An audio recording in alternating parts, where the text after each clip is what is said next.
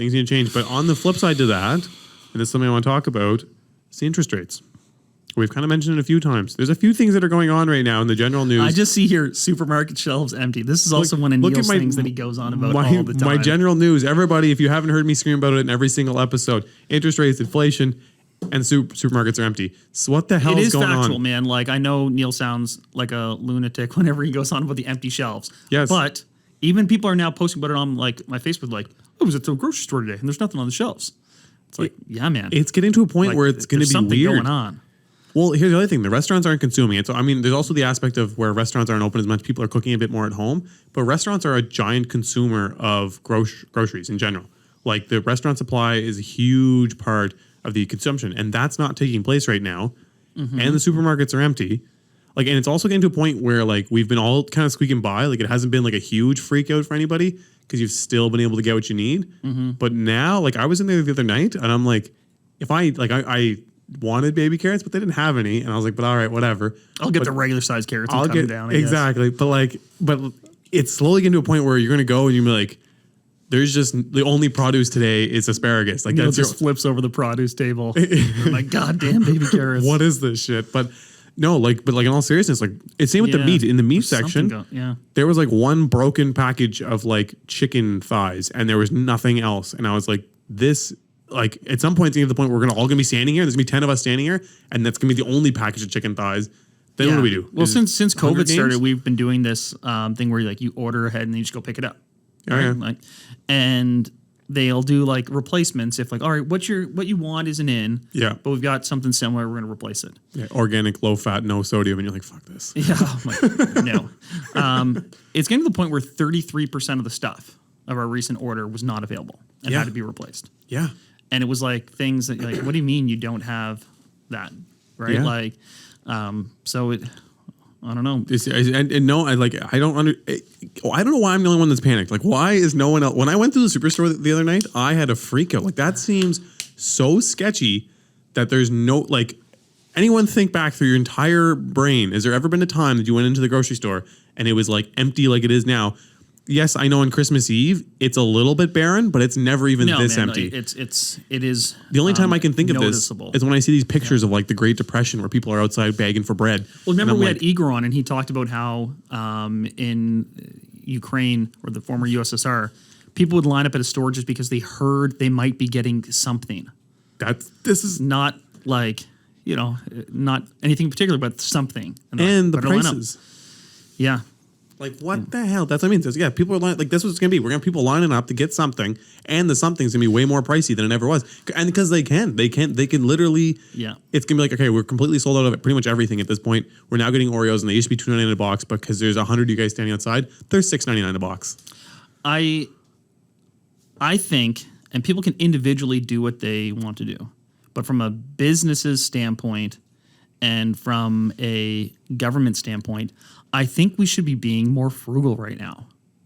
And no one seems to be people are just like, made so much money last year, right? Like, because I know a lot of people had a very difficult year. A lot of other people had a lot of money coming in. Mm-hmm. And they're spending like they had a lot of money coming in. And I don't know. We see it firsthand because we know that the number of transactions are going to be down. So think about that. 44 offers on that property.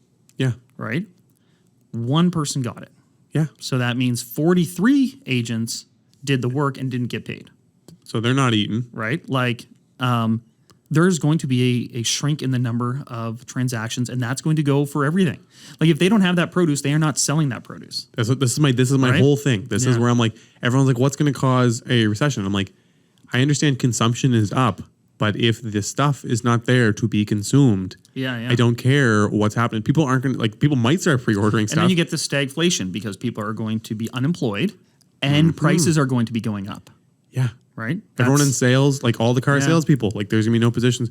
Even like superstores. Superstores' hours are going to start to reduce because like you don't need, well, they already are reduced. They used to be 24 hours.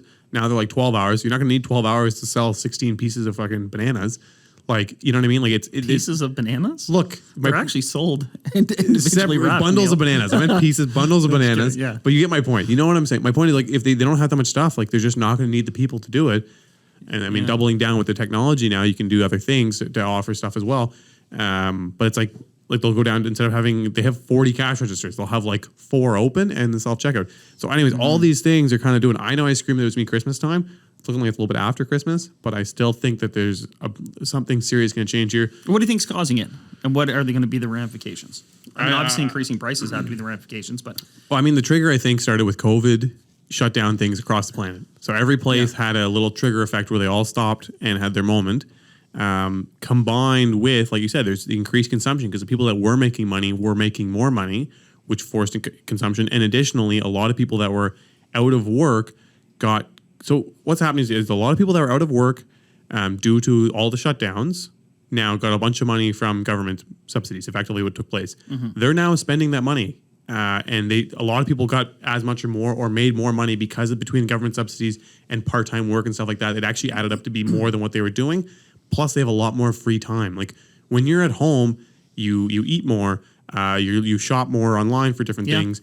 You're more likely to go out. Okay, in evenings now, you're more likely to go mini putting because you've been at home all day and you're bored. Even if you shift the loss of what you'd consume at a restaurant and then move that to increased demand at the superstores, So you have all of those things taking place, but now a lot of people were out of work and not actually working.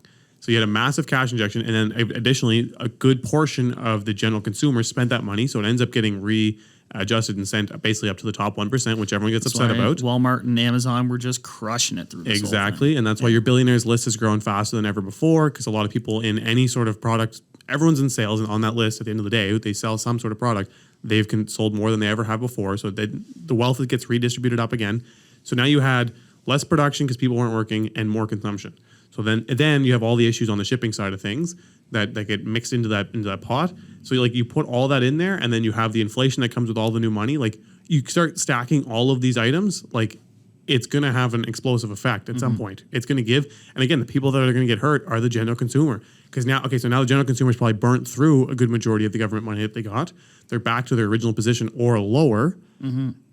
All their interest is increasing. Every single product that they carry, whether it be credit card, car loan, line of credit, mortgages, all those are going to increase. And then additionally, the inflation, everything's going to cost a bit more. So now they lose a couple $100 a month of income. They're spending a couple $100 a month extra on interest, plus everything's inflated in price. And additionally, those interest rates, that impacts the big guys too. So when Superstore borrows their money to run their superstore, everything, if their interest rate goes up on 2% on their $5 billion that they have loaned, that 2% is going to go across the board on everything they sell. Right? So it's a double down effect that you're going to start seeing. And you're seeing massive amounts of inflation and rates.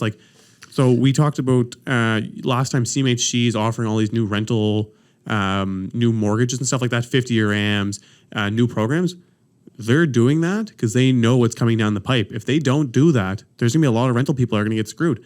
They're doing 50-year AMs because they know rates are going up. And if they don't offer you a 50-year AM, it won't get done. You're going to default on your building. And all of these things, I mean, I think there's what's in the pipeline is going to continue to rip through the pipeline. And then I think construction is going to flatten off big time. And that's the other thing. Like right now, construction across North America is a big boom. That's holding a lot of people, but a lot of people are making lots of money. Totally. There's a ton of people being employed by that. There's a ton of people, like I've said before. Because there's a lot of government spending too. So a lot of it's infrastructure based. Like we are writing checks here, like left and right. States too. They just signed a multi-trillion-dollar infrastructure thing. That's their whole thing is put the money in through infrastructure, which is a better way to spend it versus just sending $800 a month out to everybody. Yeah, totally. Infrastructure is a better way of doing it, but additionally, same thing. Those projects eventually do dry up. They're doing both also too. Exactly. They're writing the checks for infrastructure and just handing out these bills. Like, I don't know, man. I don't know. And then not being able to get your banana pieces might be more concerning than you think. Can I have a piece of banana? That's what it's going to come to. Not the whole thing. I don't want the whole thing. Just give me this peeled off strings from the side. I just want to eat those. Nobody wants those. Thanks for watching that clip from the Master Keys podcast. Check out that full episode here. Don't forget to subscribe, hit the like button, and share our podcast. When I was broke, I had rich habits. When I was broke, I had rich habits.